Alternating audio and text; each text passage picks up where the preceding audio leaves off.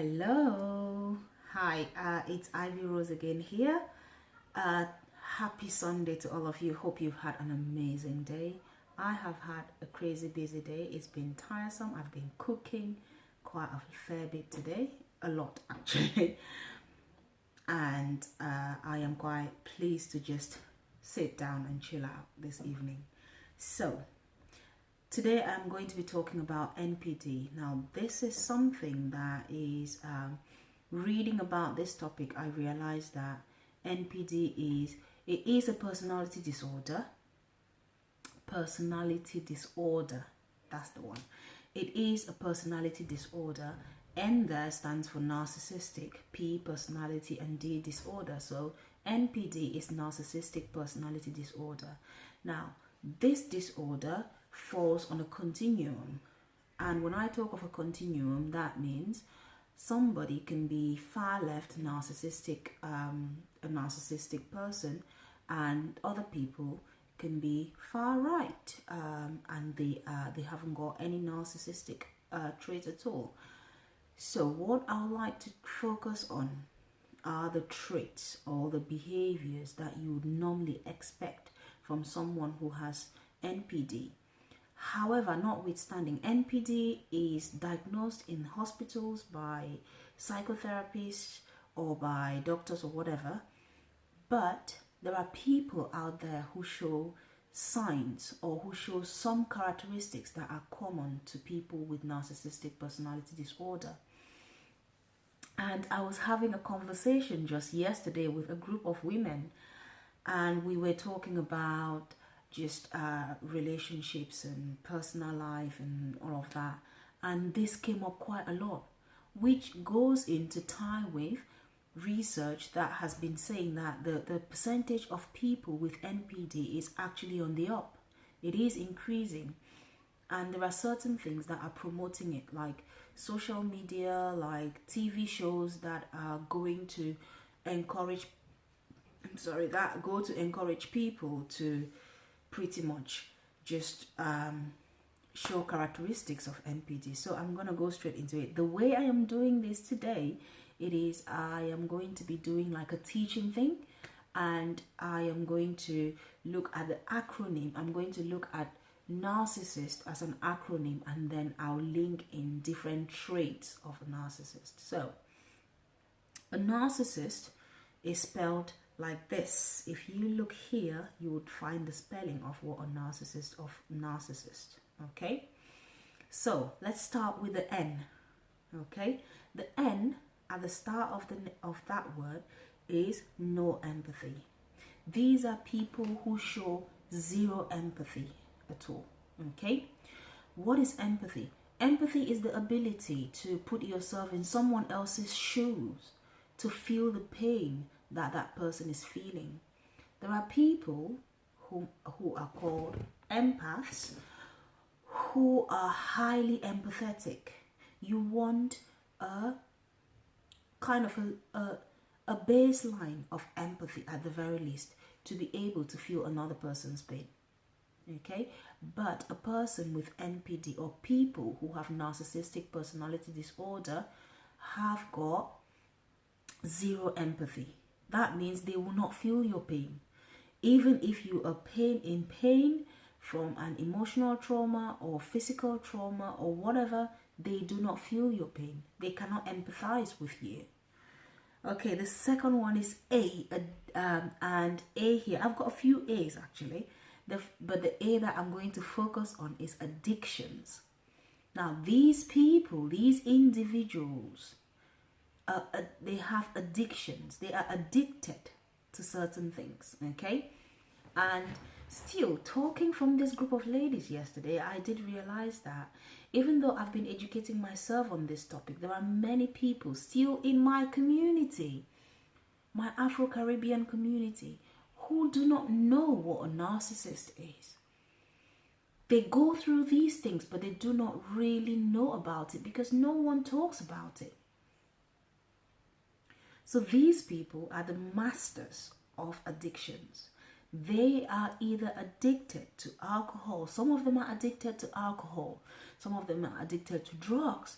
Some of them are addicted to sex, to pornography, to material possessions, it will be difficult to find someone who is narcissistic or who has got NPD who does not have at least one or two of these addictions.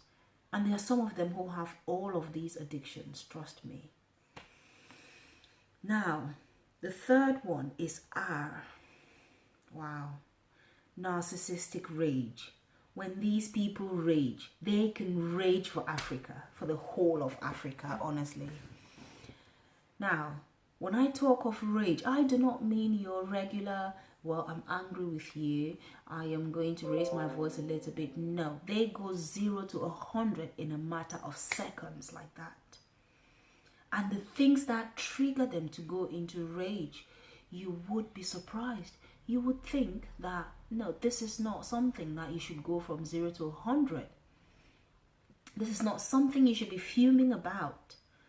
And besides, this is not done intentionally to make you fume, but they would go into rage like bullets. Another one is they are reactive and not proactive.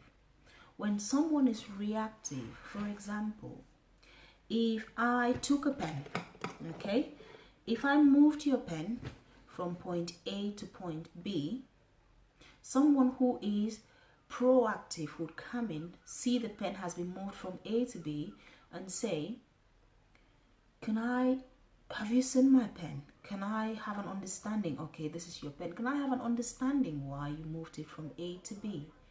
Or could you always leave it at A, please, because it helps me to find it easily. I'm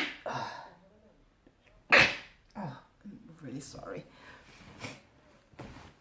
But someone who is reactive would come in, find the pen has been moved from A to B, and straight away they would be, why have you moved my pen from A to B? They will pick a fight about it. I know that you moved it from A to B so that I should not be able to find it. And it's as if they've read your mind already. They've read your mind about something which is not even on your mind already. Now, the third letter is C. People with NPD, such individuals are critical to a fault. They would criticize everything that you do. Even they will criticize how you speak, how you walk, how you talk, how you interact with people. They would want to control. Part of the C is control. They are very controlling. They would want to control. They've always got an agenda to control every situation, every relationship that they have. They want to control who you talk to, where you go, how you dress going there, what you wear, what you drink, how you talk. They pretty much want to control your lives. And I had someone tell me a long time ago, I want to be in control. And to me that did not sound right. They are condescending as well. They do not have empathy, therefore they cannot really empathize with someone.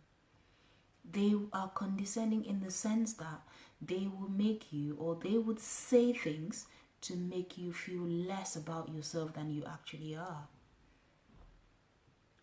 The I, therefore, is for insensitive. They are very insensitive. And when someone is insensitive to your feelings, they are not sensitive to how you feel about people. They are insensitive to how you want to do certain things. S there is for self-absorbed. They have an inflated sense of self. And mind you, it is a false sense of self. They have an inflated, self-absorbed, false sense of self. They have a sense of entitlement.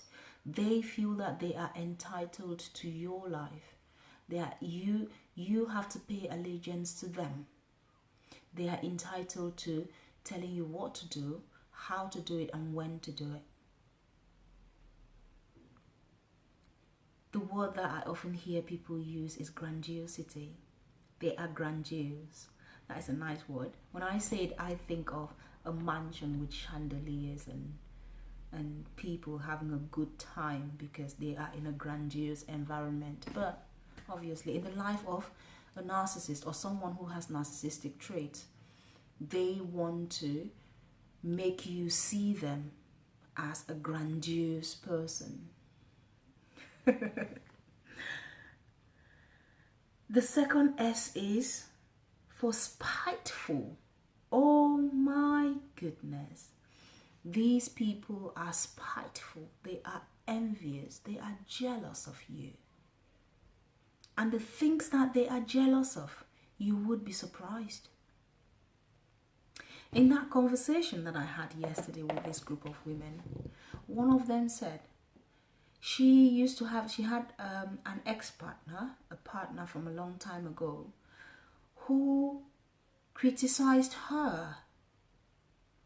Yeah, you say you have a master's degree and I don't have a master's degree, but you speak English as if you never had a master's degree. And when you unpick that sentence, and mind you, this woman I had this conversation with, English is not her first language. But then if you unpick that sentence, you would find a lot. First, that person is being critical. Secondly, that person shows that they are envious of the woman for having a master's degree and he not having one. So they are very spiteful people. The second I is for insecure. They are very insecure internally. They are immature people. They would pick fights almost about everything. They will behave like men or women in the body of 12-year-olds or 7-year-olds. It almost feels as if they were stuck in that stage of their development. S is for shame.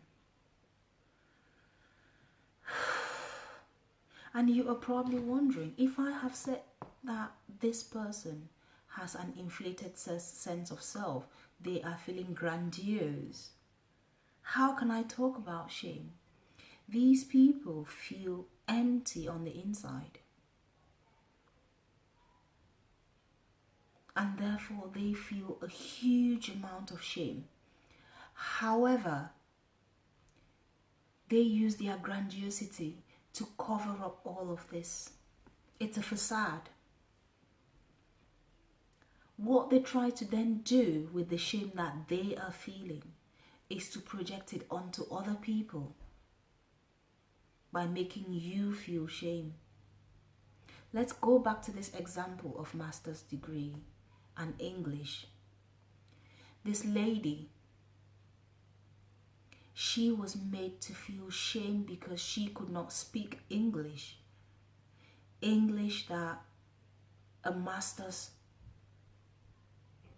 degree holder should be speaking. English which was not her first language in the first place. So she was made to feel shame. And finally, T. They suffer from so much turmoil on the inside. They have inner turmoil that they suffer from. There is a lot that is on the inside of them that they cannot bear to expose. And therefore they go about projecting it onto other people. They make you feel self-aware. They make you feel worthless. But anyway, those are the characteristics of a narcissist or someone with NPD. I just wanted to unpick a few. Now, these are few out of the many. You're probably thinking, can one person have all of these characteristics? And yes, and some more. Now, if they were brave enough, I do not condemn them because I don't have the right to. Now, only God can condemn someone. But I encourage these people to look within themselves. Now, this is something that someone with NPT never does. They never look within. If only they could, they would go and seek help. There is a lot out there about narcissistic personality disorder and abuse, narcissistic abuse. Still, to my community, to my African brothers and sisters, educate yourself so that you can help your loved ones. Because the key to surviving abuse like this is to know that it is abuse, is to be able to identify that it is abuse before you can even start to survive it. Now, I went through something like this in one of my old relationships. But there are so many other women who've gone through it. So many of them. But they do not have a voice to say. They don't even know what it was. Some women have been in it for 10, 15, 20 years. They've lived under the same roof with someone who shows these characteristics on a day-to-day basis. And these women have no idea. Now, I'm talking mostly about women because that is my passion.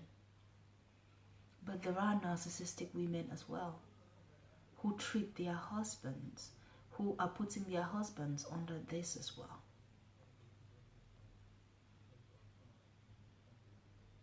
So, what am I saying? I'm saying that educate yourself. There is a lot that you can learn from the internet. There's a lot that you can learn from talking to people. Above all, there's a lot that you can learn from opening up to someone like a therapist, like a counselor, like a coach.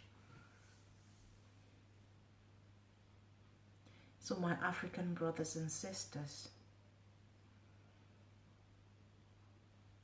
watch out in your relationships. Think about who are you in a relationship with, and what goes on in that relationship. Ciao, bye bye. I hope you don't forget to subscribe, and hope to talk to you some other time. Have a blessed night, and have a lovely week ahead of you. Cheers, bye.